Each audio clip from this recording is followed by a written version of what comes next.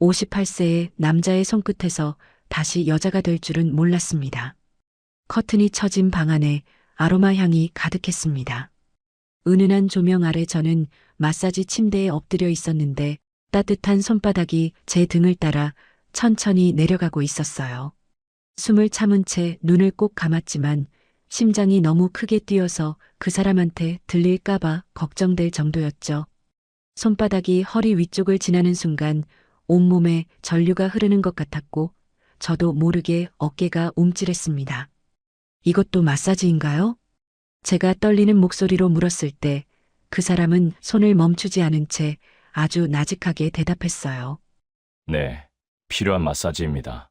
마사지라고 했습니다. 분명히 마사지라고요. 그런데 왜 이렇게 심장이 뛰는 건지, 왜 이 손길이 멈추지 않기를 바라는 건지 저 자신을 도무지 이해할 수가 없었어요.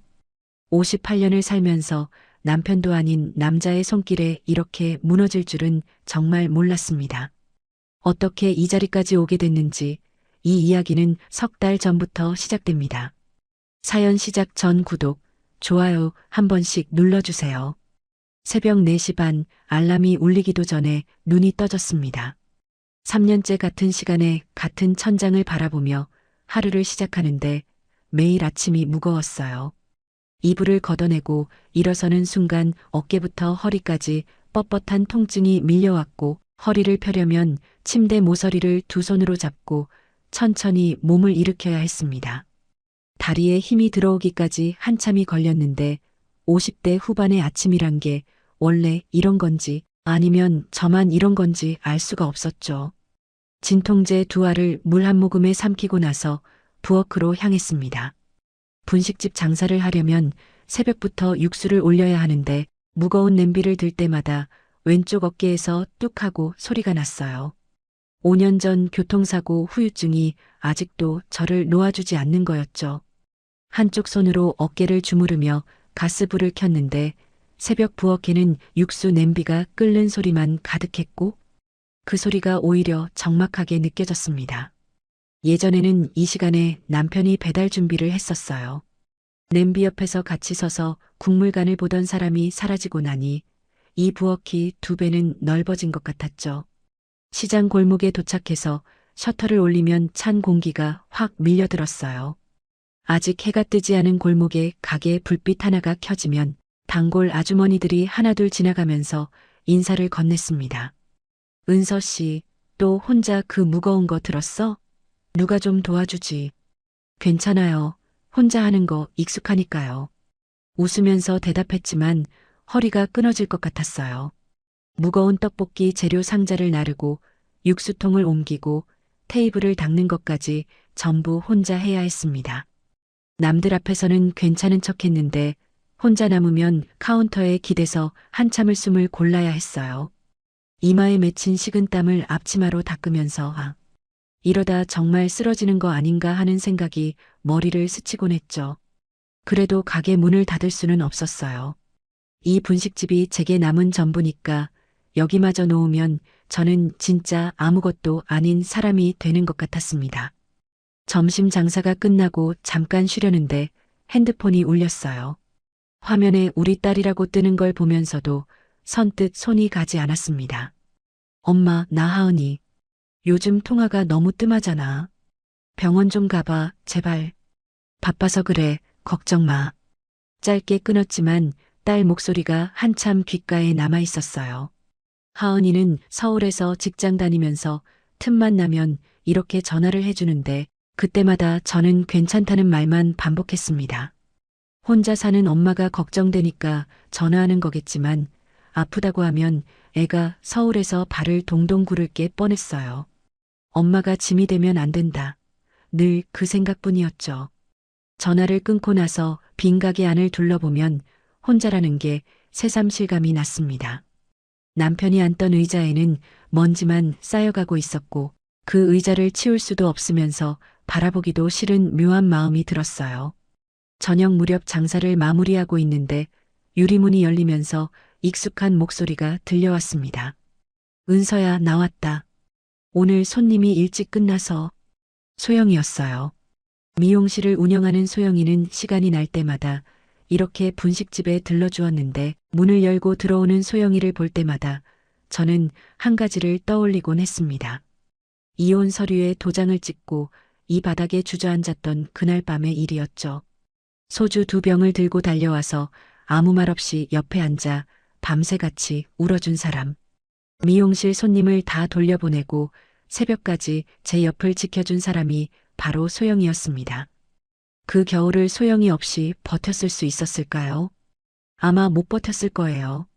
30년 세월을 함께 걸어온 친구라는 건 말로 설명할 수 없는 무게가 있었죠. 야, 너 얼굴이 왜 이래? 또 진통제로 버틴 거지? 소영이가 제 얼굴을 들여다보면서 혀를 찼어요. 저는 괜찮다고 손을 저었지만 소영이는 들은 척도 하지 않고 가방에서 명함 한 장을 꺼내 테이블 위에 탁 올려놓았습니다. 나 요즘 마사지 받고 있거든. 선생님이 진짜 좋아. 손이 따뜻하고 실력도 있고 너도 한번 가봐. 명함에는 장현우 힐링 마사지라고 적혀 있었죠. 깔끔한 글씨체에 작은 로고가 박혀 있었는데 저는 명함을 만지작거리다가 고개를 저었습니다. 돈도 그렇고 남자 선생님한테 못 맡기는 건 좀 그렇잖아. 아이고, 마사지인데 뭘 그래. 나도 처음엔 어색했는데 지금은 완전 달라졌어. 몸이 진짜 가벼워졌다니까. 소영이가 제 손을 꼭 잡으면서 말했어요. 나를 걱정하는 진심 어린 눈빛이었는데 고맙기도 하고 미안하기도 했습니다. 그래도 저는 명함만 받아들고 확답을 주지 않았어요. 솔직히 비용도 부담이었고 58세의 모르는 남자 앞에서 마사지를 받는다는 것 자체가 쉽게 마음이 가지 않았죠. 생각해 볼게. 그렇게 대답하자 소영이는 아쉬운 표정을 지으면서도 더 이상 억지를 부리지는 않았습니다. 떡볶이 한 접시를 같이 먹고 나서 소영이가 자리에서 일어났는데 문 앞에서 돌아보며 한마디를 더 했어요. 은서야, 혼자 아픈 거 그만해. 너까지 쓰러지면 나는 어떡해. 그 말이 가슴에 박혔습니다. 소영이는 늘 그랬어요. 정작 본인도 혼자 미용실을 꾸려가면서 힘들 텐데 저한테는 항상 언니처럼 챙겨주었죠. 소영이가 돌아간 뒤 혼자 남은 분식집은 금방 조용해졌어요. 설거지를 마치고 셔터를 내리는데 허리가 또 삐끗하면서 통증이 올라왔고 가게 앞 의자에 잠깐 앉아서 숨을 고르다 보니 시장 골목에는 저 혼자만 남아 있었습니다. 늦가을 찬바람이 불어올 때마다 빈 골목이 더 넓게 느껴졌어요. 가로등 불빛 아래 혼자 앉아 있으니까 내가 참 쓸쓸한 사람이구나 하는 생각이 들었죠. 3년 전에 이 의자에서 소영이랑 소주를 마셨던 게 떠올랐는데 그때는 울어라도 받아줄 사람이 옆에 있었습니다. 지금은 찬바람만 제 옆을 스쳐갔어요. 저는 무거운 몸을 일으켜 집으로 향했습니다. 씻고 침대에 누웠는데 잠이 오지 않았어요. 어깨가 아파서 옆으로 눕지도 못하고 그렇다고 똑바로 누우면 허리가 저려왔습니다. 이러지도 저러지도 못하고 천장만 하염없이 바라보다가 협탁 위에 놓인 명함이 눈에 들어왔죠. 장현우 힐링 마사지. 한번 가볼까? 아니야, 무슨 마사지야. 진통제 먹으면 되지. 근데 이 진통제도 요즘은 2알을 먹어도 나까지 버티기가 힘들었습니다. 소영이가 몸이 가벼워졌다고 했는데 정말 그러려나? 아니야, 그냥 자자. 명함을 집어들었다가 내려놓았습니다. 불을 끄고 눈을 감았는데 어둠 속에서 어깨 통증이 더 선명하게 느껴졌어요. 자세를 바꿔보아도 편한 자리가 없었고 뒤척이다가 손이 다시 협탁 쪽으로 갔습니다. 명함의 모서리가 손끝에 닿았는데 이번에는 내려놓지 않았어요. 명함을 손에 쥔 채로 한참을 어둠 속에서 천장을 바라보았죠. 장현우라는 이름 석자가 어둠 속에서 자꾸 머릿속을 맴돌았고 손가락 사이에 낀 명함의 감촉이 묘하게 따뜻했습니다. 그때는 몰랐습니다. 이 작은 명함 한 장이 제 인생을 송두리째 흔들어 놓을 줄은요. 일주일을 망설였습니다. 명함을 서랍에 넣었다가 꺼내고 또 넣었다가 꺼내기를 반복하다가 결국 전화를 걸었어요. 어깨가 너무 아파서 새벽에 냄비를 들다가 바닥에 주저앉은 날이었죠. 진통제 3알을 먹어도 통증이 가시지 않았고 그날은 오전 장사를 겨우 마치고 가게 문을 일찍 닫아야 했습니다. 이대로는 안 되겠다 싶어서 떨리는 손으로 번호를 눌렀어요. 전화를 받은 건 남자 목소리였는데 낮고 차분한 톤이었습니다. 예약 날짜를 잡으면서도 마음 한쪽이 불편했어요. 58세의 모르는 남자한테 마사지를 받으러 간다는 게 아직도 어색했거든요. 소영이한테 전화해서 뭘 입고 가야 하냐고 물었더니 웃으면서 편한 옷 아무거나 입고 가라고 했습니다. 그 말에 괜히 옷장 앞에서 한참을 서 있었죠. 예약한 날 점심 장사를 서둘러 마치고 앞치마를 벗었어요. 거울 앞에서 머리를 한번 매만지다가 내가 왜 이러나 싶어서 멈췄습니다. 마사지 받으러 가는 건데 뭘 꾸미고 있는 거야. 그냥 편한 옷차림으로 버스를 탔어요. 시내에서 조금 벗어난 조용한 골목에 내려서 걸었는데 장현우 힐링 마사지라는 간판이 깔끔하게 걸려 있었습니다. 건물 외관이 깨끗했고 입구에 작은 화분들이 정돈되어 있었어요. 문을 열자 은은한 아로마 향이 코끝을 감쌌는데 긴장된 마음이 조금은 풀리는 것 같았죠. 대기실에 들어서니 의자에 앉아 있는 사람들이 눈에 들어왔습니다. 셋이 앉아 있었는데 전부 저와 비슷한 또래의 여자분들이었어요. 한 분은 잡지를 넘기고 있었고 다른 2분은 소곤소곤 얘기를 나누고 있었죠. 여기 인기가 있나 보네. 그렇게 생각하며 빈자리에 앉았습니다. 옆에 앉은 분이 저를 보고 살짝 미소를 짓더니 처음이세요? 하고 물었어요. 네 하고 대답하니까 그분이 고개를 끄덕이면서 선생님 잘해요. 긴장 안 해도 돼요 하더라고요. 다들 어딘가가 아파서 여기까지 왔겠구나. 나만 그런 게 아니구나 싶으니 마음이 한결 편해졌습니다. 김은서 씨 들어오세요. 안쪽에서 낮고 차분한 목소리가 들려왔어요. 문을 열고 들어가는데 심장이 갑자기 빨리 뛰었습니다. 남자한테 마사지를 받는 게 처음이라 온몸이 경직되었는데 안에서 저를 맞이한 사람을 보고 잠깐 멈칫했어요. 현우 씨는 56세라고 하기엔 놀라울 만큼 정정한 사람이었습니다. 키가 크고 어깨가 넓고 흰 셔츠 소매를 접어 올린 팔뚝이 단단해 보였어요. 얼굴에 주름이 있긴 했지만 피부가 깨끗했고 무엇보다 눈이 따뜻했습니다. 저를 바라보면서 웃는데 그 웃음이 어쩐지 안심이 되는 종류의 것이었죠. 남편은 결혼하고 몇 년 지나면서부터 눈을 마주치는 일이 점점 줄었는데 이 사람은 처음 만난 상대의 눈을 가만히 들여다보았습니다. 은서 씨, 안녕하세요. 소영 씨한테 많이 들었습니다. 어깨하고 허리가 많이 안 좋으시다면서요. 네, 교통사고 후유증이 좀 있어요. 소영이가 워낙 강력하게 추천을 해서 어색하게 웃으며 대답했는데 현우 씨는 자연스럽게 저를 마사지 침대 쪽으로 안내했어요. 방 안은 깨끗하게 정돈되어 있었고 은은한 음악이 작게 흘러나오고 있었습니다. 커튼 너머로는 부드러운 조명이 들어왔어요. 병원 같은 차가운 느낌이 아니라 누군가의 거실 같은 편안함이 있었죠. 여기 엎드려 보세요. 먼저 어디가 가장 불편한지 살펴볼게요. 침대에 엎드리는데 온몸이 뻣뻣하게 굳어 있는 게 느껴졌습니다. 긴장 때문이었어요. 모르는 남자 앞에서 엎드려 있다는 사실 자체가 어색했고 뒷목까지 뜨거워지는 것 같았죠. 그런데 현우 씨의 손이 제 어깨에 닿는 순간 뜨겁지도 차갑지도 않은 적당한 온기가 전해지면서 그 긴장이 조금씩 풀려나갔습니다. 손이 크고 따뜻했어요. 그 손이 어깨 위를 천천히 짚어나가면서 뭉친 부위를 찾아내는데 마치 제 몸의 지도를 읽는 것 같았죠. 여기가 많이 뭉쳐 있네요. 은서 씨, 얼마나 오래 참으셨어요? 그 한마디에 코끝이 시큰해졌습니다. 3년 동안 아무도 물어봐 주지 않았던 말이었어요. 딸한테는 괜찮다고만 했고 시장 아주머니들한테는 웃으면서 넘겼고 병원에 가면 의사는 엑스레이만 보면서 약 처방전을 내밀었습니다. 혼자 진통제를 삼키면서 버텼을 뿐이었죠. 그런데 처음 만난 사람이 제 어깨를 짚으면서 그 질문을 하니까 참아왔던 것들이 목 안쪽에서 울컥 올라왔어요. 좀 됐어요. 몇 년 됐는데 뭐 이 나이에 안 아픈 데가 없으니까요. 대수롭지 않은 척 대답했지만 목소리가 떨린 걸 현우 씨도 느꼈을 거예요. 현우 씨는 더 묻지 않았습니다.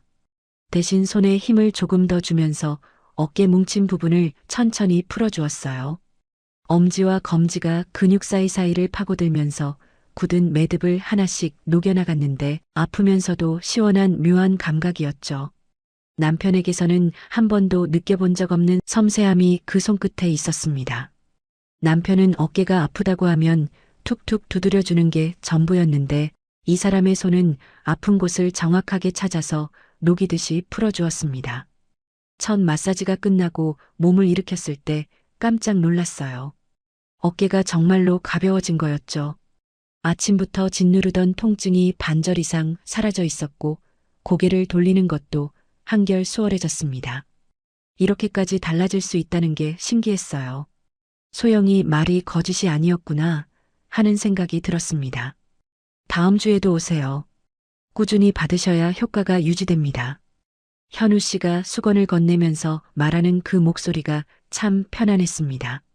대기실을 지나 나오면서 아까 봤던 여자분들을 다시 한번 보게 됐는데 새로운 분도 역시 비슷한 또래의 중년 여자였어요. 왜 다 여자분만 오는 거지? 잠깐 그런 생각이 스쳤지만 뭐 실력이 좋으니까 입소문 난 거겠지 하고 대수롭지 않게 넘겼습니다. 일주일 뒤 두 번째 마사지를 받으러 갔어요. 지난번보다 덜 긴장이 됐고 마사지 침대에 엎드리는 것도 조금은 편해졌습니다. 현우 씨가 어깨부터 시작했는데 지난번보다 손길이 한층 깊었어요. 현우 씨의 엄지가 목 뒤를 짚었습니다. 그 순간 숨이 멈추는 것 같았어요. 엄지가 목덜미에 뭉친 근육을 천천히 풀어나가는데 그 압력이 아프면서도 온몸을 녹이는 것 같았죠. 목에서 어깨로 천천히 내려가는 손바닥의 온기가 피부 아래까지 스며드는 느낌이었습니다. 남편한테서는 한 번도 느껴보지 못한 종류의 온기였어요. 긴장하지 마세요. 은서 씨는 나이에 비해 라인이 참 좋으세요. 탄력이 있으시니까 금방 풀릴 거예요. 속삭이듯 나직한 목소리가 귓가에 닿았어요. 등을 부드럽게 누르는 손에 아픔과 시원함이 동시에 밀려왔고 작은 한숨이 절로 새어나왔습니다. 왜 이러지 마사지인데. 그렇게 생각하면서도 손길이 닿을 때마다 온몸이 반응하는 것을 멈출 수가 없었어요. 제 의지와는 상관없이 몸이 그 손끝을 따라가고 있었죠. 시원하세요? 네, 시원해요. 대답하는 목소리가 평소와 달랐습니다. 나도 모르게 떨리고 있었어요. 마사지가 끝나고 몸을 일으켜 옷매무새를 정리하는데 목 뒤에 남아있는 손길의 온기가 좀처럼 사라지지 않았죠. 현우 씨가 문 앞까지 배웅하면서 한마디를 했습니다. 다음에 오실 때는 좀 더 편한 옷 입고 오세요. 목 쪽도 더 풀어드릴 수 있으니까요. 고개만 끄덕이고 나왔어요. 마사지샵 문을 나서면서 자꾸 뒤를 돌아보게 되었는데 유리문 너머로 현우 씨가 다음 손님을 맞이하는 뒷모습이 보였습니다. 왜 자꾸 돌아보는 건지 저도 알 수가 없었어요. 버스를 타고 돌아오는 길에 창밖을 멍하니 바라보았어요. 지나가는 가로수들이 늦가을 바람에 흔들리고 있었는데 아까 현우 씨가 얼마나 오래 참으셨어요? 라고 물었던 그 목소리가 귓가에서 계속 맴돌았죠. 3년 동안 누구한테도 듣지 못했던 그 한마디가 유난히 따뜻하게 남아 있었습니다. 집에 돌아와서 거울 앞에 섰습니다. 거울 속에 제가 손을 올려 목 뒤를 만졌어요. 아까 현우 씨의 손이 닿았던 바로 그 자리였죠. 손가락으로 천천히 문질러 봤지만 그 사람의 손바닥 같은 온기는 제 손에서 나지 않았습니다. 거울 속에 58세 여자가 살짝 붉어진 볼로 저를 바라보고 있었어요. 그 얼굴이 낯설었죠. 3년 만에 처음 보는 표정이었어요.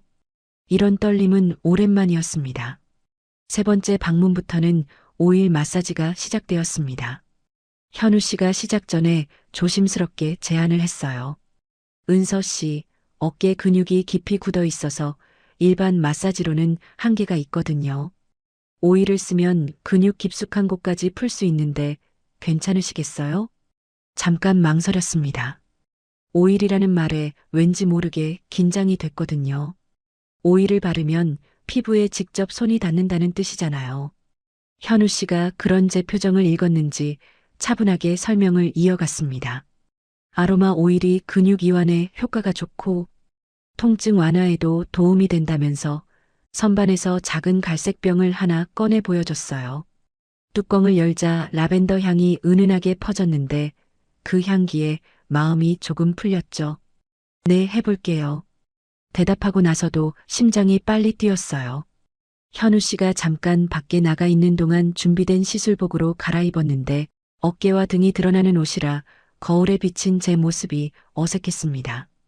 거울 속에서 58세 여자의 맨 어깨가 보였는데 예전 같지 않은 피부 위로 세월의 흔적이 그대로 드러나 있었어요. 이 나이에 이런 걸 입고 있다니 싶었지만 마사지니까 괜찮다고 스스로를 다독였죠. 현우 씨가 돌아와서 오일을 손에 덜었어요. 양손바닥을 비벼 오일을 데우는 모습이 보였는데 그 손이 제 어깨에 닿는 순간 지난번과는 완전히 다른 감각이 밀려왔습니다. 오일이 묻은 손이 피부 위를 미끄러지듯 지나가면서 근육 사이사이를 파고들었고 뻣뻣하게 굳어있던 어깨가 녹아내리는 것 같았어요. 일반 마사지 때와는 비교도 안 되는 깊은 시원함이었죠. 너무 시원해서 저도 모르게 낮은 한숨이 새어나왔습니다. 아, 여기가 진짜 시원하네요. 이 부분이 가장 많이 뭉쳐 있었어요. 은서 씨, 평소에 혼자 무거운 걸 많이 드시죠? 분식집을 하다 보니까요. 냄비도 무겁고 재료 상자도 무겁고 혼자서 다 하시는 거예요? 네, 3년째 혼자예요. 그 말이 나오고 나서 잠깐 침묵이 흘렀습니다. 마사지를 받는 자리에서 왜 이런 이야기까지 하게 됐는지 저도 모르겠어요. 그런데 엎드려서 얼굴이 안 보이니까 오히려 솔직해지는 것 같았죠. 현우 씨가 손을 멈추지 않은 채 조용히 말을 이었습니다. 저도 혼자 된 지 5년 됐습니다. 아내를 병으로 보냈어요. 목소리가 담담했지만 그 안에 깊은 무게가 느껴졌어요. 마사지 침대에 엎드려 있는 제 눈가가 뜨거워졌습니다. 새벽마다 혼자 일어나서 찬 부엌에 불을 켜고 아무도 없는 가게에서 하루를 시작하는 그 쓸쓸함을 이 사람도 알고 있구나 싶었죠. 많이 힘드셨겠어요. 처음에는 많이 힘들었죠.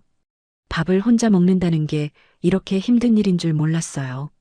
저녁에 집에 들어가면 아무도 없는데 그 조용한 게 제일 힘들었습니다.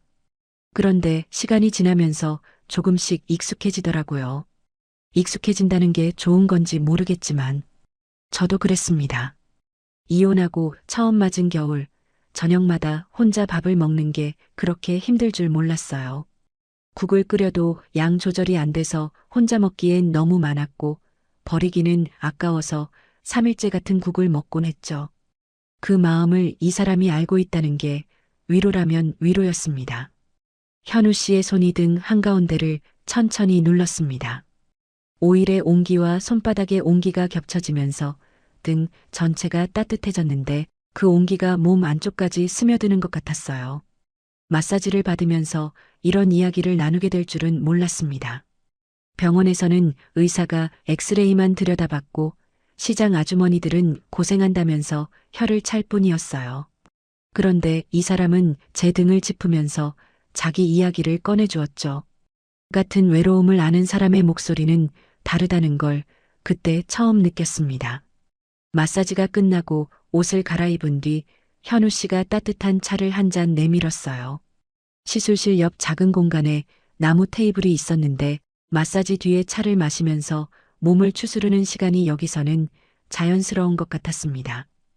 허브차에 따뜻한 김이 피어오르는 걸 바라보면서 현우 씨와 마주 앉았는데 방금까지 제 등을 만지던 사람과 차를 마시고 있다는 상황이 묘하게 느껴졌어요. 찻잔을 감싸쥔 현우 씨의 손이 보였는데 아까 제 어깨 위를 지나간 바로 그 손이었습니다. 괜히 시선을 돌렸죠. 현우 씨, 손님이 다 여자분이시더라고요. 남자분은 안 오세요? 가끔 오시긴 하는데 아무래도 중년 여성분들이 어깨나 허리 통증이 많으시니까요. 말 못하고 혼자 참는 분들이 많아서 안타까워요. 말 못하고 혼자 참는 분들. 그 말이 꼭 제 이야기 같았습니다. 차를 한 모금 마시면서 창밖을 바라보았는데 해가 지고 있었어요. 마사지샵 안이 노을빛으로 물들면서 현우 씨의 얼굴에도 따뜻한 빛이 내려앉았죠. 그 얼굴을 바라보다가 눈이 마주쳤는데 현우 씨가 부드럽게 웃었습니다. 가슴이 한 박자 늦게 뛰었어요. 다음 날 밤 마지막 예약 시간에 다시 마사지를 받았습니다. 저녁 7시 다른 손님이 모두 돌아간 뒤라 마사지샵 안이 유난히 고요했어요. 은은한 조명 아래 오일향이 방 안가득 퍼져 있었고 현우 씨의 손이 제 등 위를 천천히 움직이고 있었죠. 손바닥이 등 한가운데에서 허리 쪽으로 미끄러져 내려갔습니다. 오일이 묻은 손가락이 척추 양옆의 근육을 따라 천천히 내려가는데 피부 위를 흐르는 온기가 점점 깊어지는 것 같았어요. 허리에 닿은 손바닥이 잠깐 멈추었다가 다시 천천히 올라오면서 어깨를 감싸쥐었는데 그 힘이 단단하면서도 부드러웠습니다. 등에서 어깨로, 어깨에서 목으로, 다시 목에서 귀 뒤쪽까지 손끝이 올라왔을 때 저는 숨을 참고 있었어요. 온몸이 반응하는 것을 멈출 수가 없었고 침대 시트를 쥔 손가락에 저도 모르게 힘이 들어갔습니다.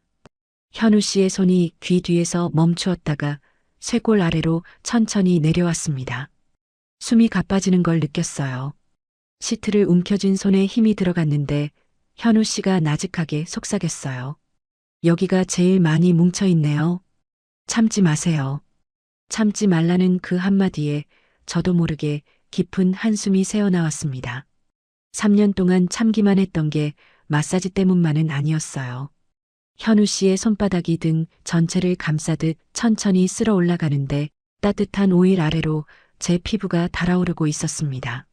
마사지라고 생각하려 했지만 이건 그냥 마사지가 아니라는 걸 제 몸이 먼저 알아차리고 있었죠. 은서 씨, 다음에는 집에 와서 받아보실래요?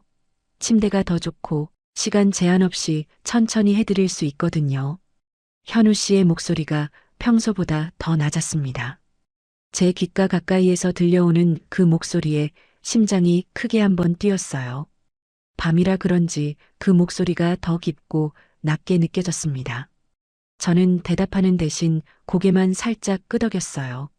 안 된다는 말이 나와야 했는데 나오지 않았죠. 그날 저녁 소영이가 분식집에 들렀습니다. 제 얼굴이 밝아졌다면서 신기해했어요. 5일 마사지를 시작했다는 말에 소영이가 환하게 웃었습니다. 거봐, 내 말이 맞지? 현우 선생님, 5일 마사지가 진짜 좋잖아. 응, 확실히 어깨가 많이 나아졌어. 5일이 이렇게 다를 줄 몰랐어. 나도 5일 마사지 받고 있어. 현우 선생님이 나한테도 비슷한 말 하시더라. 근육이 깊이 굳어 있다고. 소영이가 떡볶이를 먹으면서 아무렇지 않게 한 말이었어요. 저는 젓가락을 잠깐 멈추었습니다. 비슷한 말.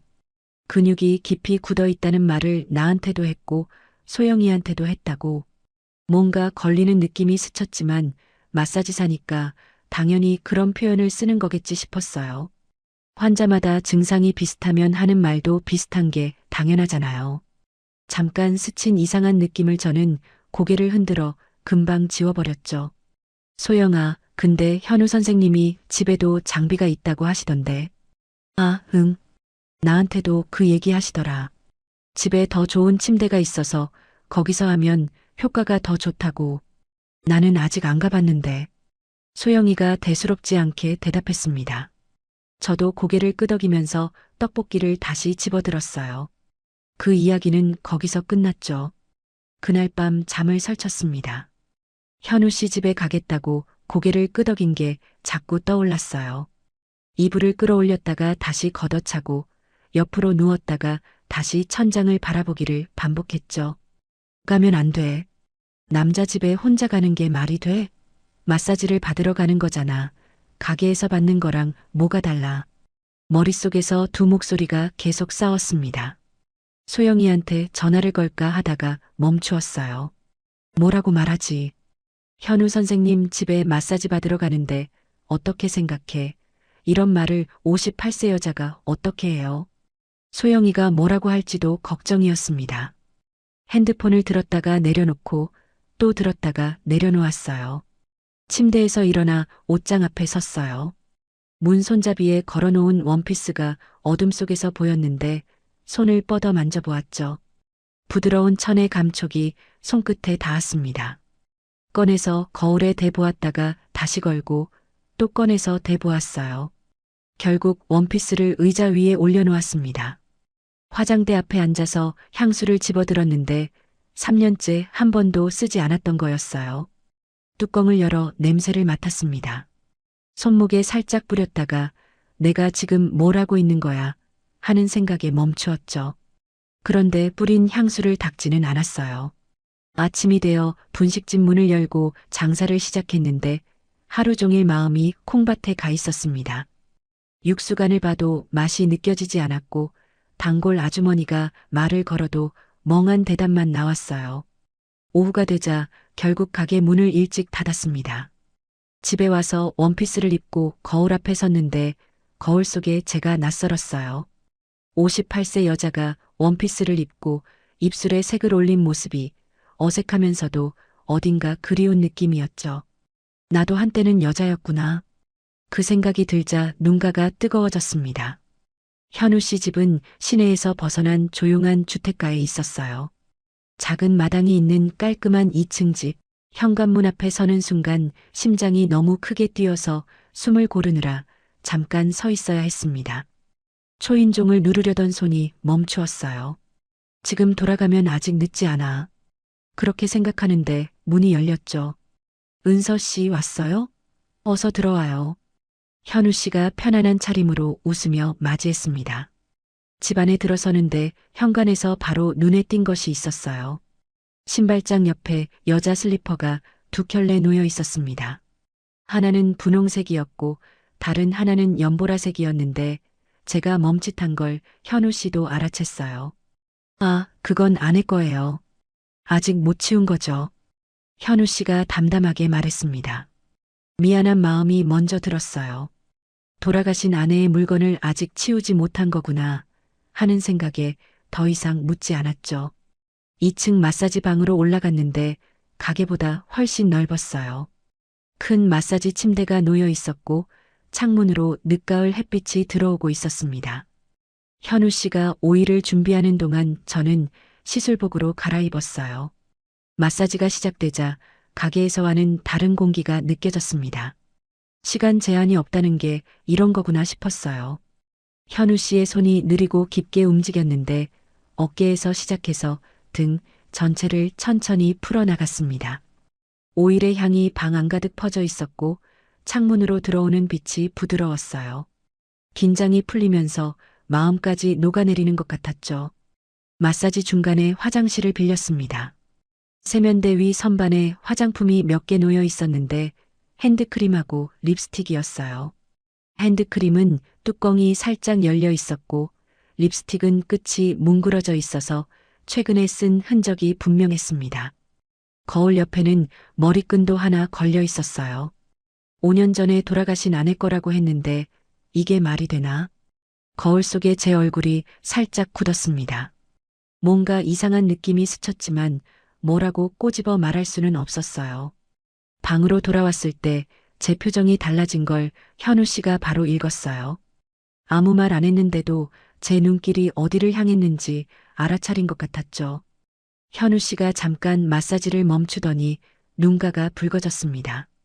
그거 눈에 띄었죠? 아내 물건인데 저도 치워야 하는 거 알아요. 그런데 치우면 진짜로 보내는 것 같아서 화장대에 앉아있던 사람이 진짜로 사라지는 것 같아서 못 치우겠더라고요. 현우 씨의 목소리가 떨렸어요. 눈에 물기가 고이는 게 보였고 고개를 살짝 돌리면서 손등으로 눈가를 닦았습니다. 이 큰 남자가 떠난 아내 이야기를 하면서 눈물을 참고 있는 모습이 가슴 한쪽을 세게 쥐어짜는 것 같았어요. 저도 이혼할 때 그랬거든요. 남편 물건을 치우는 게 그렇게 힘들었습니다. 결국 남편이 앉던 의자를 3년째 치우지 못하고 있는 제가 이 사람을 뭐라고 할 수 있겠어요. 괜찮아요. 저도 아직 못 치운 게 있으니까요. 제가 먼저 위로를 건넸습니다. 현우 씨가 고맙다는 듯이 웃었는데 그 웃음이 너무 쓸쓸해서 가슴이 아팠어요. 마사지가 다시 시작됐는데 아까보다 현우 씨의 손이 더 부드러워진 것 같았습니다. 등을 천천히 풀어주다가 현우 씨가 조용히 말했어요. 은서 씨, 처음 봤을 때부터 느꼈어요. 이 사람이 얼마나 혼자 참아왔는지 어깨가 다 말해주더라고요. 그 한마디에 눈물이 핑 돌았습니다.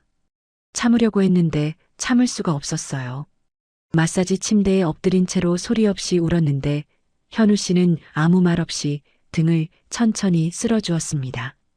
울음이 잦아들 때쯤 몸을 일으켰는데 현우 씨가 수건으로 제 눈가를 살짝 닦아주었어요. 두 사람의 눈이 마주쳤습니다. 현우 씨가 제 손을 잡았어요. 오일이 묻어있는 따뜻한 손이 제 손을 감싸주었고 저는 빼지 않았습니다. 그 손 위에 제 다른 손을 포겠어요. 현우 씨가 천천히 저를 안았습니다. 단단한 가슴에 제 얼굴이 묻혔는데 오일 향과 남자의 체온이 섞여서 온몸을 감쌌어요. 3년 만에 누군가의 품에 안긴 거였죠. 숨을 쉴 때마다 그 사람의 심장 소리가 느껴졌고 저도 모르게 그 가슴에 더 깊이 파고들었습니다. 입술이 닿았을 때 눈을 감았어요. 부드럽고 따뜻한 감촉이었는데 온몸에 전류가 흐르는 것 같았습니다. 58년을 살면서 이런 입맞춤은 처음이었어요. 남편과의 키스와는 완전히 다른 것이었죠. 그로부터 며칠 뒤 다시 현우 씨 집을 찾았습니다. 이번에는 마사지가 아니라는 걸 저도 알고 있었어요. 현관문을 열어주는 현우 씨의 눈빛을 보는 순간 오늘은 돌아가지 못하겠구나 하는 걸 직감했습니다. 그날 밤 우리는 완전히 하나가 되었어요. 현우 씨의 손이 제 어깨에서 시작해 쇄골을 지나 천천히 내려갔는데 손끝이 닿는 곳마다 3년 동안 잠들어 있던 감각이 하나씩 깨어났습니다. 단단한 가슴이 느껴졌고 그 넓은 가슴에 얼굴을 묻었을 때 심장 소리가 귀를 채웠어요. 이 사람이 정말 56세인가 싶었습니다. 끝이 없었어요. 한 번이 끝나면 또 시작이었고 멈추지 않는 힘이 어디서 나오는 건지 놀라울 정도였죠. 숨이 가빠서 잠깐 쉬자고 했는데 현우 씨가 제 이마에 땀을 닦아주면서 웃었어요. 그 웃음을 보는 순간 제가 먼저 그 사람의 손을 잡아 끌었습니다. 새벽까지 서로를 느꼈어요. 나 자신이 놀라울 정도로 솔직해져 있었고 이런 내가 있었구나 하는 생각이 들었습니다. 58년을 살면서 이런 밤은 처음이었어요. 남편과의 30년간은 비교할 수조차 없는 것이었죠. 날이 밝을 때까지 함께 있었어요. 새벽에 눈을 떴을 때 현우 씨는 옆에서 자고 있었어요. 잠든 얼굴이 평화로워 보였습니다. 창문 사이로 새벽빛이 들어오고 있었고 그 빛에 현우 씨의 얼굴 윤곽이 부드럽게 드러났어요. 이불을 끌어올려 주다가 화장실에 갔는데 세면대 위에 핸드크림이 다시 눈에 들어왔습니다. 전에는 감정에 빠져서 잊고 있었는데 그 핸드크림의 뚜껑이 아직도 살짝 열려 있었죠. 5년 된 핸드크림이 저렇게 촉촉할 수 있나? 가슴 한쪽이 이상하게 서늘했습니다. 그런데 침실로 돌아오자 현우 씨가 눈을 뜨면서 웃었어요. 그 웃음에 서늘했던 마음이 다시 녹아버렸습니다. 딸 하은이한테서 전화가 왔는데 받지 못했어요. 현우 씨 집에서 나와 핸드폰을 확인하니 부재중 전화 3통이 찍혀 있었죠. 죄책감이 처음으로 밀려왔습니다. 엄마가 이러면 안 되는데. 그 생각이 가슴을 눌렀지만 현우 씨의 온기가 아직 몸에 남아 있었어요. 집으로 돌아오는 길에 버스 창밖을 바라보았습니다. 늦가을 하늘이 높고 맑았는데 그 맑은 하늘 아래 제 마음은 복잡하기만 했어요. 행복한 건지 불안한 건지 잘하고 있는 건지 잘못하고 있는 건지 알 수가 없었죠. 한 가지 확실한 건 이미 선을 넘었다는 것이었습니다. 돌아갈 수 없는 곳까지 왔다는 것을요. 그 뒤로 2주가 흘렀습니다. 현우 씨와의 만남은 일주일에 2~3번으로 늘어났어요. 마사지샵에서 만나는 날도 있었고 집에서 만나는 날도 있었는데 어느 쪽이든 돌아오는 길에는 항상 몸이 가벼웠습니다. 어깨 통증이 줄어든 건 물론이고 아침에 눈을 뜨는 게 예전처럼 무겁지 않았어요. 진통제를 먹는 날이 확실히 줄었고 새벽에 냄비를 드는 것도 한결 수월해졌죠. 거울 속에 제가 달라지고 있었습니다. 눈 밑에 다크서클이 옅어졌고 뺨에 혈색이 돌아왔으며 입꼬리가 자연스럽게 올라가 있었어요. 시장 아주머니들이 먼저 알아봤죠. 은서 씨, 요즘 뭐 좋은 일 있어? 얼굴이 확 달라졌네. 화장도 하고. 그래요? 마사지 받기 시작했거든요. 몸이 좀 편해지니까 얼굴도 나아지나 봐요. 웃으면서 대답했는데 사실 마사지 때문만은 아니라는 걸 저도 알고 있었습니다. 옷장에서 오랫동안 꺼내지 않았던 옷들을 하나씩 꺼내 입기 시작했어요. 립스틱도 다시 바르기 시작했고 미용실에 가서 머리도 했죠. 소영이가 미용실에서 제 머리를 해주면서 놀란 표정을 지었습니다. 야, 너 진짜 달라졌다. 파마까지 하겠다고? 무슨 바람이 불었어? 기분 전환 좀 하려고. 맨날 똑같은 머리만 하고 다니니까 지겨워서. 거울 속에서 웃고 있는 제 얼굴을 보면서 이 여자가 나인가 싶었어요. 3년 전 이혼하던 날의 그 여자와 지금의 이 여자가 같은 사람이라는 게 믿기지 않았습니다. 소영이가 파마 약을 바르면서 거울 너머로 저를 보고 웃었는데 그 웃음이 진심으로 기쁜 얼굴이었어요.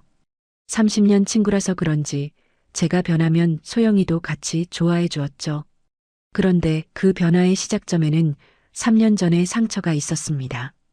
지금까지 한 번도 꺼내지 않았던 기억이었어요. 이혼 당일이었습니다. 법원에서 서류 처리를 마치고 나오는 길에 남편이 마지막으로 한 말이 아직도 귓가에 남아 있었어요. 넌 여자로서의 매력이 없어. 솔직히 말해서 같이 있으면 삭막하다고. 법원 계단을 내려오면서 그 말이 머릿속을 맴돌았습니다. 30년을 같이 살면서 밥 짓고 아이 키우고 분식집 장사하면서 남편 뒷바라지를 해왔는데 그 세월의 끝에 돌아온 게 그 한마디였어요. 여자로서의 매력이 없다. 삭막하다. 그 말이 칼날처럼 가슴에 꽂혔고 계단을 내려오는 다리가 풀렸습니다. 난간을 잡고 겨우 걸어 나왔는데 밖에 비가 내리고 있었어요. 우산도 없이 비를 맞으면서 버스 정류장까지 걸었는데 눈물인지 빗물인지 구분이 안 됐죠. 그 뒤로 저는 거울을 보지 않게 되었습니다. 화장을 하지 않았고 옷도 편한 것만 골라 입었어요. 향수 뚜껑을 다시 열어본 적이 없었고 미용실도 머리만 단정하게 자르러 갔을 뿐이었죠. 여자라는 감각 자체를 잊고 살았습니다. 아니, 잊으려고 했던 거예요. 여자로서 매력이 없다는 말이 사실인 것 같아서 그러면 그냥 여자의 길을 포기하면 아프지 않을 것 같아서요. 3년 동안 그렇게 살았습니다. 분식집 앞치마가 제 유일한 옷이었고 그 앞치마 뒤에 숨어서 매일을 버텼어요. 그랬기 때문에 현우 씨의 손길이 더 강렬했던 겁니다. 너무 오랫동안 여자가 아니었던 제가 그 사람의 손끝에서 다시 여자가 되는 느낌이었어요. 얼마나 오래 참으셨어요? 라고 물었던 그 목소리가 이 사람이 혼자 참아왔다는 걸 어깨가 다 말해준다던 그 말이 마른 땅에 물을 부은 것처럼 제 안에 무언가를 깨웠습니다. 남편이 없다고 했던 매력을 현우 씨는 있다고 말해주었어요. 그래서 이 손길을 놓을 수가 없었던 거였죠. 이건 마사지도 아니고 연애도 아닌 살아있다는 감각 그 자체였습니다. 하은이한테서 전화가 왔어요. 일주일 넘게 통화를 못했으니 걱정이 될 만했습니다. 엄마, 나 이번 주말에 내려갈까? 통화도 계속 안 되고 걱정되잖아. 아이고, 안 와도 돼. 엄마 요즘 건강해졌어. 진짜야. 진짜? 목소리가 확실히 밝아지긴 했네. 무슨 좋은 일 있어? 마사지 받기 시작했거든. 어깨가 많이 나아졌어. 거짓말은 아니었지만 전부를 말하지는 않았습니다. 딸한테 이런 얘기를 어떻게 해요? 전화를 끊고 나서 죄책감이 밀려왔어요. 하은이가 걱정하는 동안 엄마는 남자 집에 있었다는 걸 알면 그 아이가 얼마나 실망하겠어요. 어느 주말 아침 현우 씨 집에서 눈을 떴습니다. 부엌에서 커피 향이 흘러왔고 현우 씨가 컵 2개를 들고 방으로 들어왔어요. 아침에 이렇게 보니까 참 예뻐요. 그 한마디에 가슴이 뛰었습니다. 남편한테서 한 번도 듣지 못했던 말이었어요. 예쁘다는 말을 마지막으로 들은 게 언제인지 기억도 나지 않았습니다. 커피를 마시면서 창밖을 바라보았는데 늦가을 아침 햇빛이 방 안가득 들어오고 있었어요. 커피잔을 내려놓자 현우 씨가 다시 제 옆에 누웠습니다. 아침부터 그 사람의 손이 제 허리를 감싸 안았어요. 이불 속에서 서로의 체온이 전해졌고 넘치는 힘이 느껴졌습니다. 어젯밤 그렇게 밤새 멈추지 않았는데 아침에 또 이런 힘이 남아있다니. 이 사람이 정말 56세인가 다시 한번 놀라웠어요. 아침부터 다시 라는 생각이 스쳤지만 밀어내지 않았습니다. 밀어낼 수가 없었어요. 그 사람의 손끝이 제 등을 타고 내려오는데 어젯밤보다 더 부드러웠습니다. 서로를 알아가는 손이 된 거였죠. 살아있다는 감각이 온몸을 채우고 있었어요. 그 뒤로도 만날 때마다 그랬습니다. 집에서 만나면 마사지로 시작해서 마사지로 끝나지 않았고 마사지샵에서 마지막 예약으로 가면 시술이 끝나도 한참을 더 있었어요. 현우 씨의 체력은 정말 대단했습니다. 제가 먼저 지칠 때까지 끝이 없는 사람이었죠. 2주 동안 7번을 만났는데 매번 같았어요. 오후에 현우 씨 집 거실에서 텔레비전을 보고 있었습니다. 소파에 나란히 앉아 현우 씨의 어깨에 기대어 있었는데 마치 오래된 부부 같았어요. 그 편안함이 좋기도 하고 무섭기도 했어요. 이러면 안 되는 건데 이게 언제까지 갈 수 있을까? 그런 생각이 스칠 때쯤 현우 씨의 핸드폰에 문자가 왔습니다. 현우 씨가 화면을 보더니 잠깐 멈칫했어요. 그리고 핸드폰을 아무렇지 않은 듯 뒤집어 놓았습니다. 저는 그 순간을 놓치지 않았어요. 화면에 잠깐 보였거든요. 선생님, 내일 마사지 시간 확인이요라는 문자 끝에 분홍색 하트가 붙어 있었습니다. 누구예요? 아, 손님이요. 예약 확인차 문자 보내시는 분이 있어서. 현우 씨가 아무렇지 않은 표정으로 대답했어요. 저는 고개를 끄덕였습니다. 손님이니까 당연히 연락이 올 수 있죠. 그런데 마사지 예약 문자에 하트를 붙이는 손님이 있나? 가슴 한쪽이 서늘해지는 게 느껴졌어요. 그래요? 손님이 많으시니까. 평온하게 대답했지만 제 안에서 뭔가가 꿈틀거리기 시작했습니다. 아까 아무렇지 않게 핸드폰을 뒤집어 놓던 그 동작이 자꾸 머릿속에서 반복됐어요. 전화를 받지 않은 게 아니라 제가 보는 앞에서 보여줄 수 없었던 거 아닌가. 하트. 마사지 예약 문자에 하트. 그날 밤 집에 돌아와서 침대에 누웠는데 잠이 오지 않았습니다. 천장을 바라보면서 하트 기호가 자꾸 눈앞에 아른거렸어요. 소영이가 했던 말도 떠올랐죠. 나한테도 비슷한 말 하시더라. 나한테도 집에 장비가 있다고 하시더라. 비슷한 말, 비슷한 제안. 그리고 오늘의 하트 문자. 현관에 2켤레 슬리퍼. 화장실에 촉촉한 핸드크림. 하나하나는 대수롭지 않은 것들이었습니다. 그런데 그것들이 머릿속에서 한꺼번에 떠오르니까 퍼즐 조각이 맞춰지려는 것 같은 느낌이 들었어요. 아직 완성된 그림은 아니었지만 윤곽이 보이기 시작하는 것 같았죠. 보고 싶지 않은 그림이었습니다. 그래서 더 무서웠어요. 아니야, 내가 너무 예민한 거야. 현우 씨는 마사지사니까 손님한테 연락이 오는 게 당연하잖아. 하트는 그냥 이모티콘이고 소영이랑 비슷한 말을 한 건 같은 증상이니까 당연한 거고. 이렇게 스스로를 달래보았지만 한번 의심의 불씨가 붙으니 쉽게 꺼지지 않았습니다. 이불 속에서 뒤척이면서 현우 씨의 얼굴을 떠올렸는데 아까 핸드폰을 뒤집어 놓을 때의 그 잠깐의 멈칫함이 선명하게 남아 있었어요. 핸드폰을 들어 현우 씨에게 문자를 보낼까 하다가 멈추었어요. 뭐라고 물어보지? 그 하트 문자 보낸 사람이 누구냐고? 그럼 내가 집착하는 여자가 되는 거잖아. 58세의 질투라니 꼴 좋다. 핸드폰을 내려놓고 이불을 끌어올렸습니다. 그런데 눈을 감아도 하트 기호가 사라지지 않았어요. 분홍색 하트 하나가 어둠 속에서 자꾸 깜빡이고 있었습니다.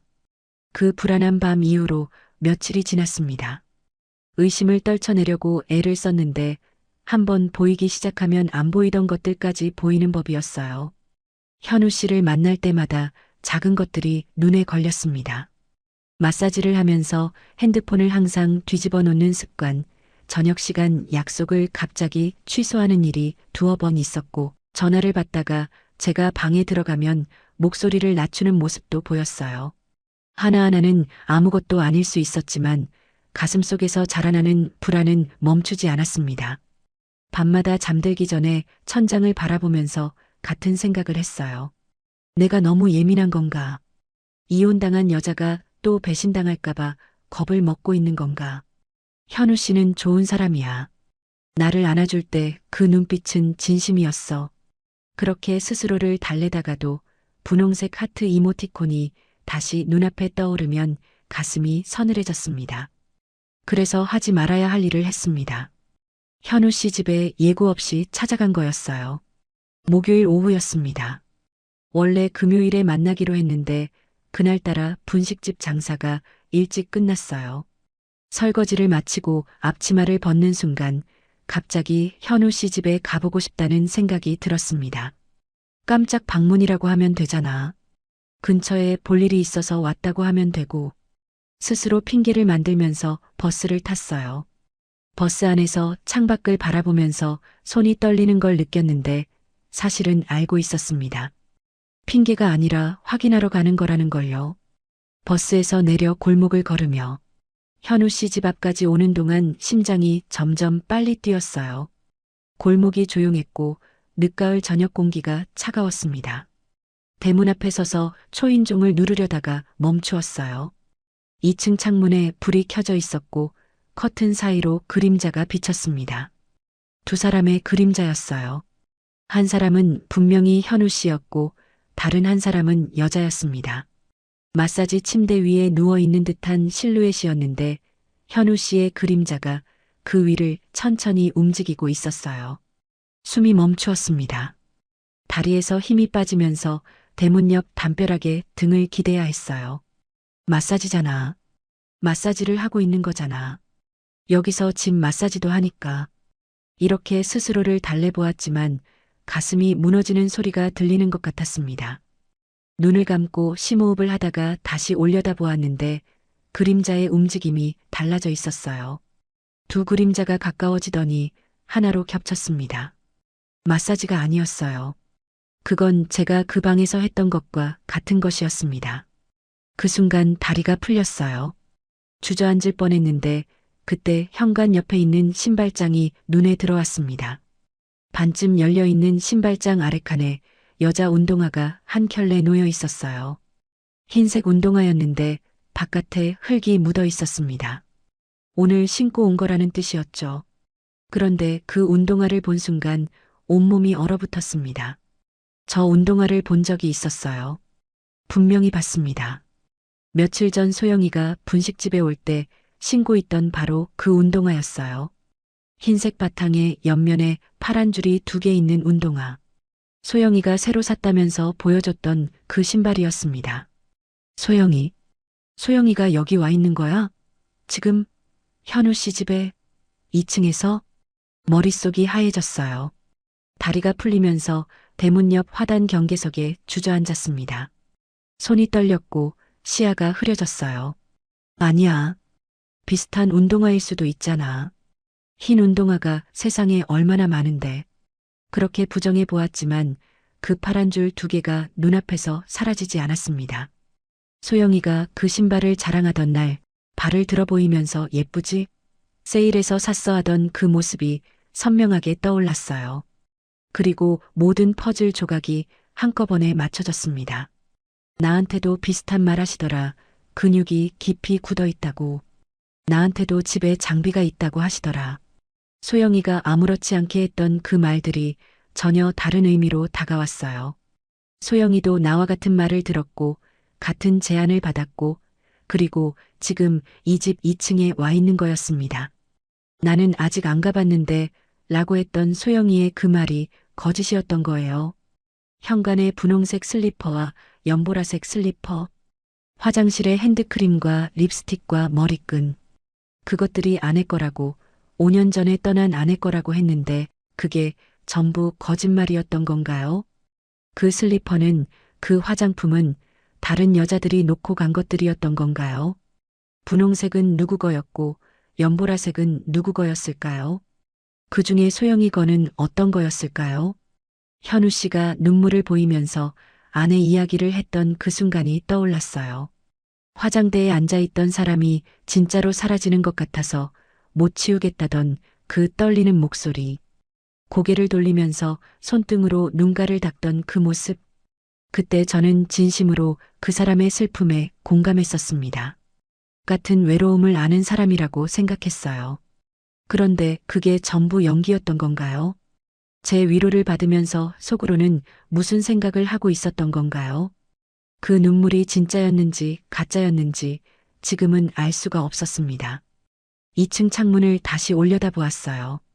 커튼 사이로 보이는 그림자는 여전히 겹쳐 있었습니다. 눈물이 흘러내렸어요.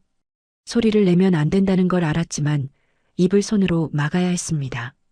30년 친구가 같은 남자의 품에 안겨 있다는 사실이 제 가슴을 부수고 있었어요.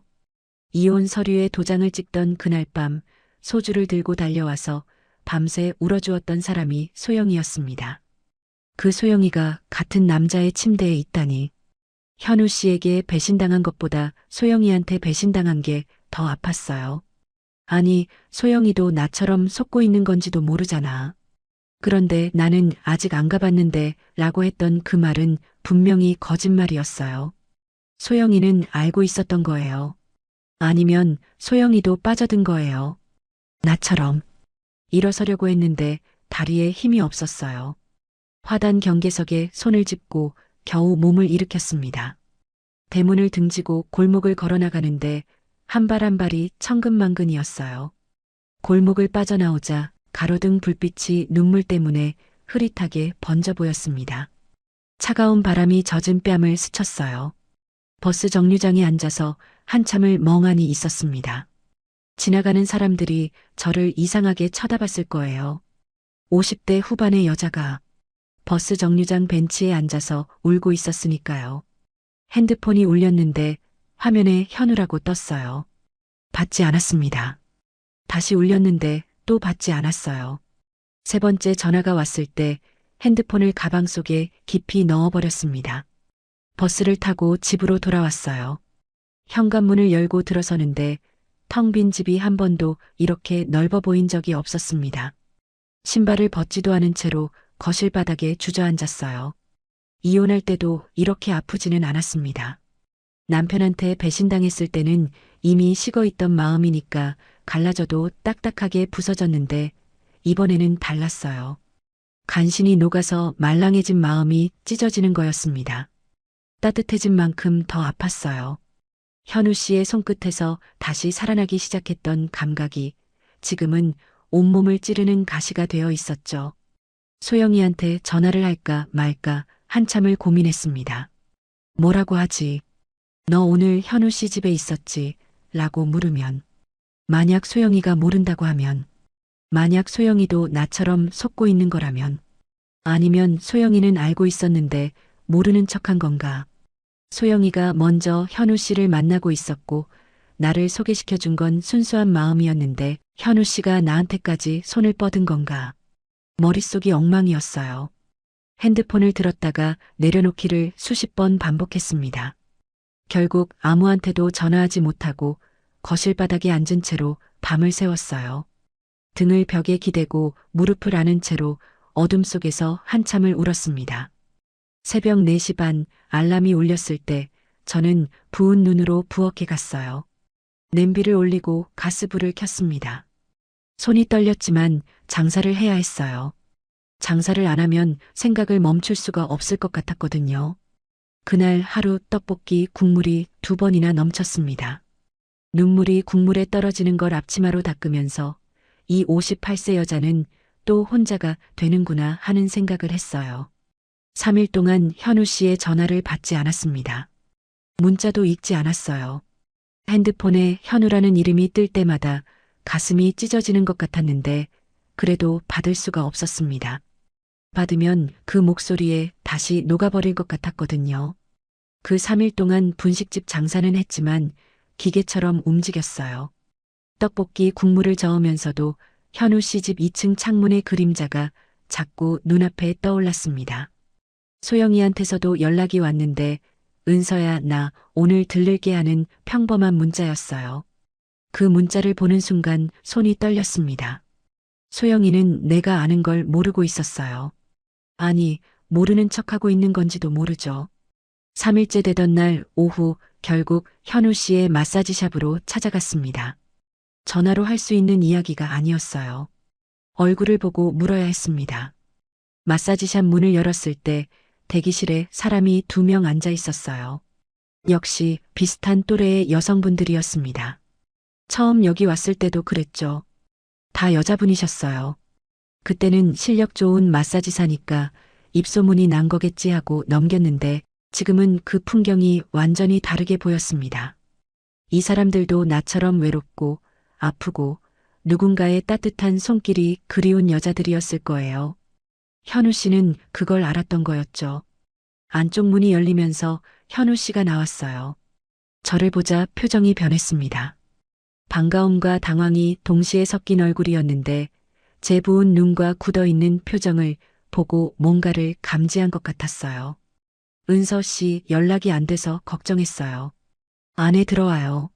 시술실로 들어갔습니다. 문을 닫자 아로마 향이 코끝을 감쌌는데 예전에는 편안했던 그 향이 지금은 속이 메스꺼웠어요. 이 향을 맡으면서 다른 여자들도 같은 침대에 누웠겠구나 하는 생각이 머릿속을 가득 채웠습니다. 현우 씨, 하나만 물어볼게요. 네, 말씀하세요. 목요일에 제가 현우 씨 집 앞에 갔었어요. 현우 씨의 표정이 굳었습니다. 눈동자가 흔들리는 게 보였어요. 그 순간 모든 게 확인됐습니다. 변명이 나오기 전에 제가 먼저 말을 이었어요. 2층 창문으로 그림자가 보였어요. 2사람이었죠. 그리고 현관에 운동화가 있었는데 소영이 운동화였어요. 파란 줄 2개 있는 흰 운동화. 소영이가 새로 샀다고 저한테 자랑했던 그 신발이요. 현우 씨가 입을 열었다가 다물었습니다. 한참을 아무 말 없이 서 있다가 한숨을 내쉬며 마사지 침대에 걸터 앉았어요. 은서 씨 들어요. 소영 씨하고는 그런 게 아니라. 그런 게 아니면 뭔데요? 밤에 집에서 둘이 있으면서 그림자가 겹쳐 있었는데 그게 마사지였어요? 목소리가 떨렸지만 눈물은 참았습니다. 울면 지는 것 같았거든요. 현우 씨가 고개를 숙였어요. 한참을 그렇게 있다가 천천히 말을 시작했습니다. 소영 씨는 은서 씨보다 먼저 제 손님이었어요. 마사지를 받다가 은서 씨한테 그랬던 것처럼 가까워졌죠. 저도 외로웠고 소영 씨도 외로웠으니까요.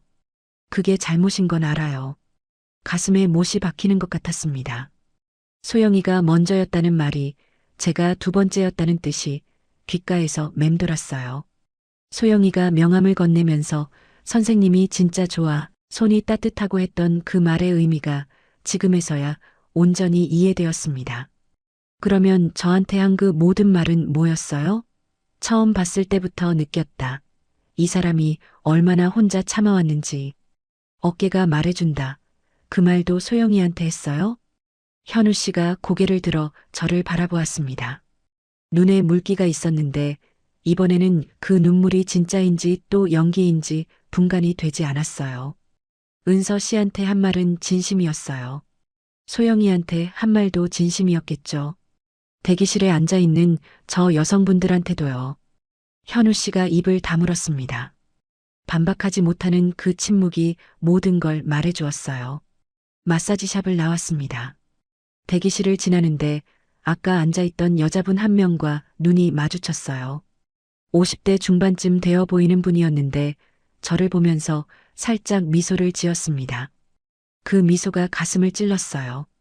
이 사람도 나처럼 외로워서 여기 온 거구나. 이 사람도 나처럼 그 따뜻한 손에 녹아내렸겠구나. 그리고 이 사람도 언젠가 나처럼 알게 되겠구나. 자기가 특별하지 않았다는 걸요. 걸음을 멈출 뻔했어요. 저 여자한테 말해줘야 하나 하는 생각이 스쳤습니다. 하지만 뭐라고요? 여기 오지 마세요. 저 남자 조심하세요. 증거도 없이? 내가 질투에 눈이 먼 여자처럼 보일 수도 있잖아요. 입을 꾹 다물고 대기실을 빠져나왔습니다. 마사지샵 앞 골목에서 잠깐 벽에 기대어 숨을 골랐어요. 그때 대기실 문이 열리면서 아까 그 여자분이 나왔습니다. 제가 아직 거기 서 있는 걸 보고 다가왔어요. 저기, 혹시 괜찮으세요? 아까 안에서 울고 나오시는 것 같아서. 목소리가 따뜻했어요.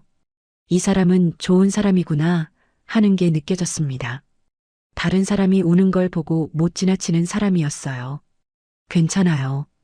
감사합니다. 돌아서려는데 그 여자분이 조심스럽게 한마디를 더 했어요. 저도 처음에 많이 울었어요. 여기 오기 시작하고 나서 처음으로 울었거든요. 그래서 혹시 비슷한 건가 싶어서 그 말을 듣는 순간 멈추었습니다. 이 사람도 울었다고요? 시원해서? 아니면 나처럼? 혹시 현우 선생님한테 말을 끝맺지 못하고 입을 다물었어요. 그 여자분이 제 얼굴을 한참 들여다보더니 천천히 고개를 끄덕였습니다. 네, 저도요. 처음에는 마사지였는데 어느 순간부터 마사지가 아니게 됐어요. 혼자 사는 게 너무 외로워서 그 손길이 너무 따뜻해서 집에도 가봤어요. 세상이 빙빙 도는 것 같았습니다. 나만이 아니었어요. 소영이만이 아니었어요. 이 여자분도 대기실에 앉아 있는 다른 여자분도 어쩌면 전부. 신발장에 여자 슬리퍼 보셨어요? 분홍색이랑 연보라색? 네, 봤어요. 아내 거라고 하시더라고요. 그 여자분의 눈에도 물기가 고였습니다. 저와 같은 말을 들었고 같은 장면을 보았고 같은 거짓말에 속았던 거예요. 둘 다 한참 동안 아무 말 없이 서 있었습니다. 늦가을 바람이 골목을 지나갔고 가로등이 하나둘 켜지기 시작했어요. 그 여자분이 먼저 입을 열었습니다. 나만 특별한 줄 알았는데 바보같이 저도 같은 말을 하려던 참이었어요. 나만 특별한 게 아니었습니다. 현우 씨한테 우리는 전부 같은 사람이었어요. 외롭고 아프고 따뜻한 손길에 약한 중년 여자. 그게 우리의 공통점이었고 현우 씨는 그 공통점을 정확하게 파고든 거였습니다. 마사지라는 이름으로 문을 열고 외로움이라는 열쇠로 마음을 열고 눈물이라는 무기로 경계를 무너뜨렸어요. 얼마나 오래 참으셨어요. 그 말을 저한테만 한 게 아니었어요. 처음 봤을 때부터 느꼈어요. 이 사람이 얼마나 혼자 참아왔는지. 그 말도 저한테만 한 게 아니었을 거예요. 아내를 병으로 보냈다는 말, 치우면 진짜 보내는 것 같다는 그 눈물도 몇 번이나 반복된 대사였을까요? 그 여자분이 가방에서 명함을 꺼내 건넸어요. 장현우 힐링 마사지. 소영이가 제게 줬던 것과 똑같은 명함이었습니다. 이거 이제 필요 없으니까요. 저도 가방을 뒤져 명함을 꺼냈어요. 석 달 전 침대에서 손에 쥐고 잠들었던 그 명함이었습니다. 두 장의 명함을 나란히 들고 바라보았는데 똑같은 글씨체에 똑같은 로고에 똑같은 전화번호였어요. 두 장의 명함이 두 사람의 외로움을 먹고 자란 거짓말이었다는 생각에 눈물이 다시 흘러내렸습니다. 그 여자분과 골목 끝까지 같이 걸었어요. 이름은 묻지 않았고 연락처도 교환하지 않았습니다.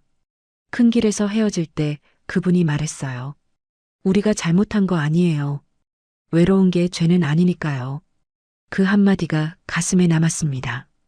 외로운 게 죄는 아니라고. 우리가 잘못한 게 아니라고. 고개를 끄덕이고 돌아서는데 발걸음이 아까보다는 조금 가벼워진 것 같았어요. 아주 조금이었지만요. 소영이한테 전화를 건 건 그로부터 이틀 뒤였습니다. 더 이상 피할 수가 없었어요. 30년 우정이 걸려있는 일이었으니까요. 핸드폰을 들고 한참을 망설이다가 결국 통화 버튼을 눌렀습니다. 신호음이 3번 울리는 동안 심장이 터질 것 같았어요. 은서야, 왜 연락이 안 됐어? 걱정했잖아.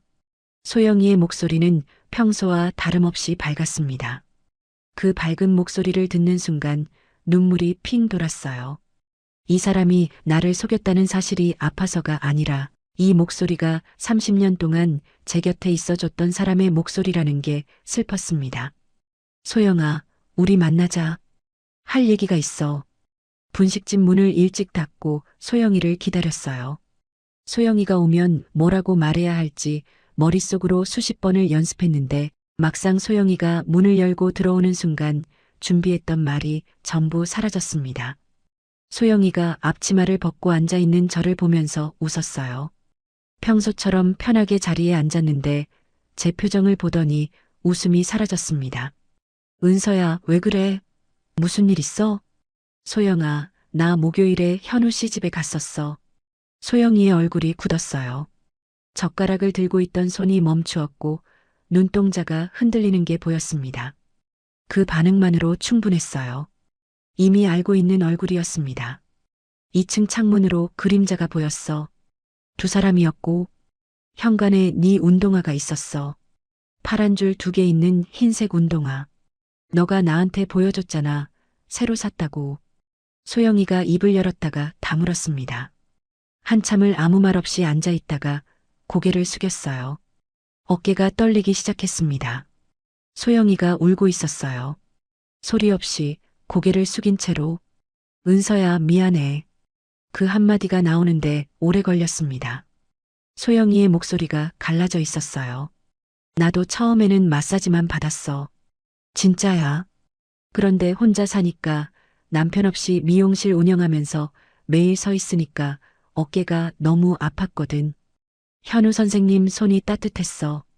그 손이 어깨를 짚으면서 얼마나 오래 참으셨어요 하는데 나도 눈물이 나더라고. 얼마나 오래 참으셨어요. 그 말을 소영이도 들었던 거였습니다. 저한테 했던 것과 똑같은 말을 똑같은 타이밍에 똑같은 목소리로. 그래서 나를 소개시켜 준 거야? 너도 가고 있으면서? 아니야. 내가 너를 소개시켜 줬을 때는 진짜로 마사지만 받고 있었어. 현우 선생님이 나한테 손을 뻗은 건 그 뒤였어. 너가 다니기 시작하고 나서 한 달쯤 뒤에. 은서야, 나도 속은 거야. 소영이가 고개를 들어 저를 바라보았습니다. 부은 눈에 코가 빨갛게 된 얼굴이었는데 그 얼굴이 3년 전 이혼하던 날 밤 소주를 들고 달려왔던 소영이의 얼굴과 겹쳤어요. 그때 소영이는 저를 안고 같이 울어주었습니다. 미용실 문을 닫고 달려와서 새벽까지 같이 울어주었어요. 소영아, 나도 속았어. 우리 둘 다 속은 거야. 그 말을 하는 순간 이상하게도 분노가 아니라 슬픔이 밀려왔습니다. 소영이를 미워해야 하는데 미워할 수가 없었어요. 소영이도 나처럼 외로웠고, 나처럼 아팠고, 나처럼 따뜻한 손에 녹아내린 거였으니까요. 현우 씨가 우리한테 한 짓은 나쁜 거였지만 소영이의 외로움은 진짜였습니다. 그 외로움을 제가 누구보다 잘 알고 있었어요. 소영이가 테이블 위로 손을 뻗어 제 손을 잡았습니다. 떨리는 손이었어요.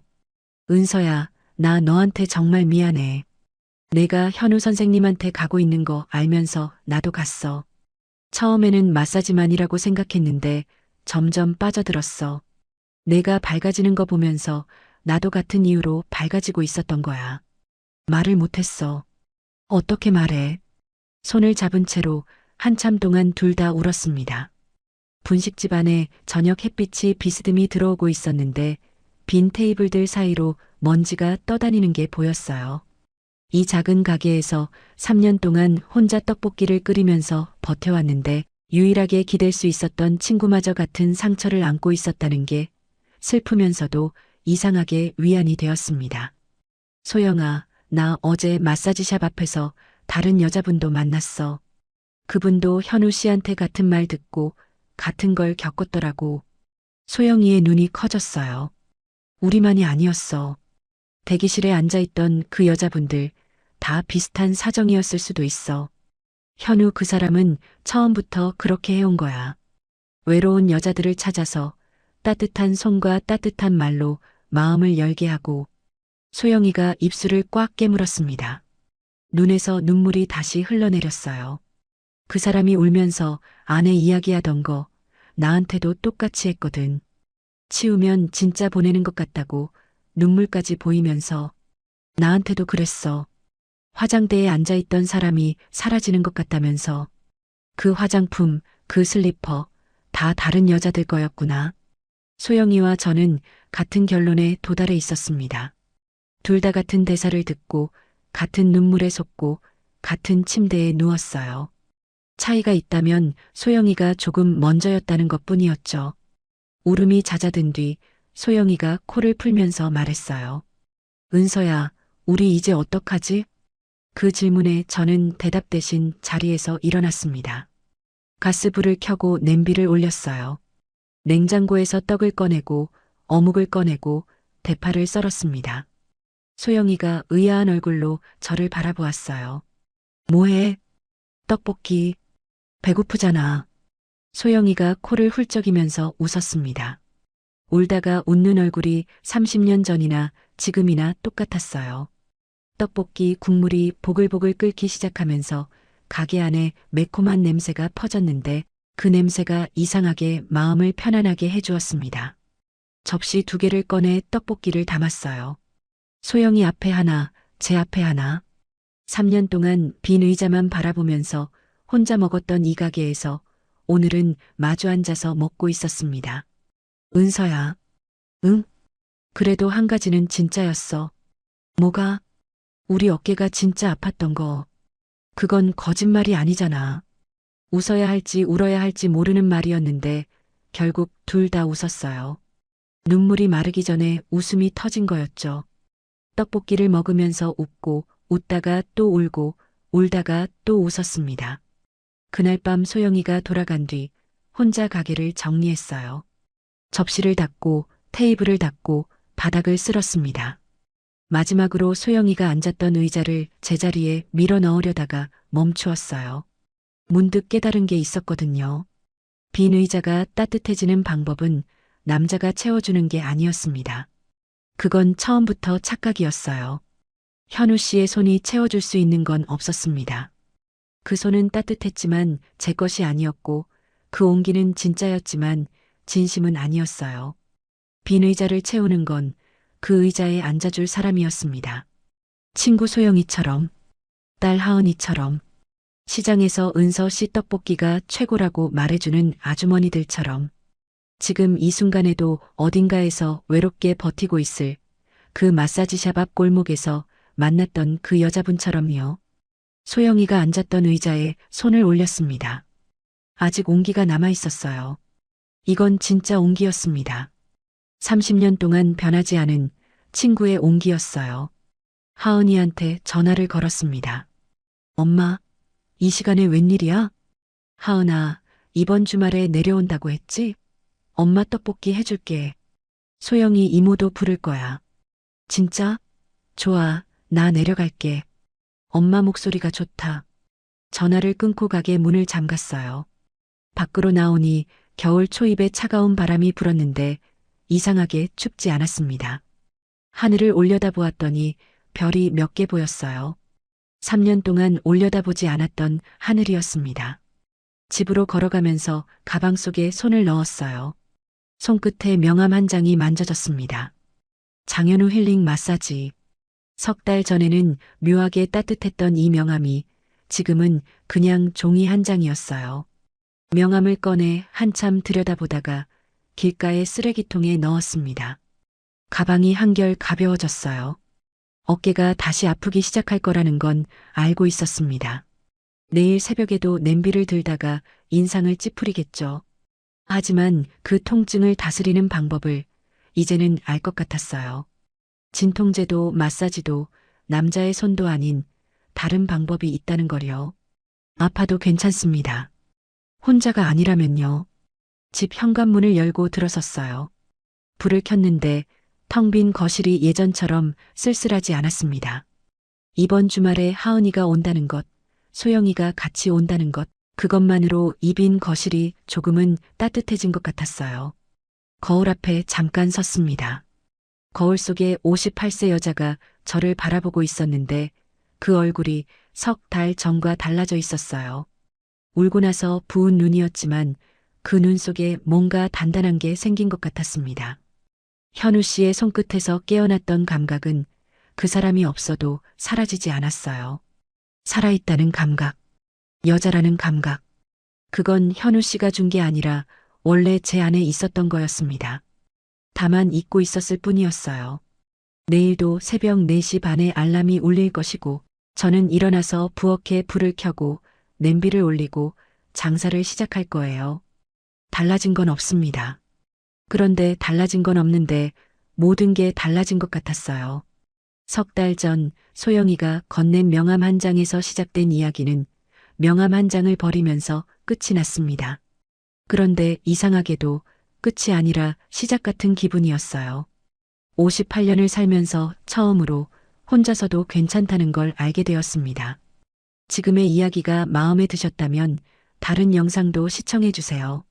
좋아요와 구독, 알람 설정은 무료입니다. 또 마음에 남는 장면이 있으셨다면 댓글로 나눠주세요. 선생님의 한마디가 다른 분께 깊은 울림이 될 수 있습니다.